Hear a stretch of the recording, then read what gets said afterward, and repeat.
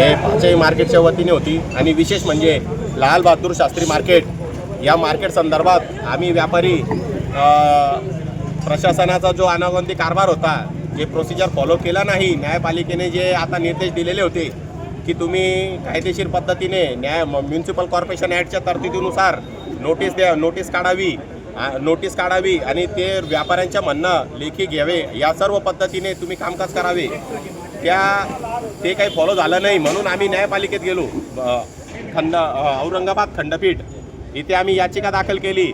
ते याचिकात आयुक्त महानगरपालिका यांनी लेखी दिलेले आहे की जेव्हापर्यंत माननीय न्यायालय औरंगाबाद खंडपीठ यांचा निर्णय येत नाही, फायनल निर्णय येत नाही, तेव्हापर्यंत आम्ही मार्केटला हात लावणार नाही, स्थिती जैसे थे तैसे राहील असं त्यांनी लेखी दिलेलं आहे।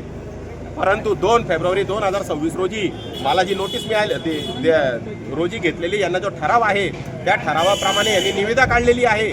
आणि 13 तारखेला जी आम्हाला नोटीस प्राप्त झालेली आहे 12/2/2026ची जी नोटीस प्राप्त झालेली आहे, त्या नोटिसीत यांनी आम्हाला जागा खाली करावी, न्यायपालिकेत आमची रीट प्रलंबित असताना जागा खाली करावी आणि दुसरी जी दिलेली जागा तिथं स्थलांतरित व्हावे, म्हणून असा जो बेकायदेशीर कारभार चालू आहे आणि न्यायपालिकेचा अवमान होण्याची दाट शक्यता झालेली आहे।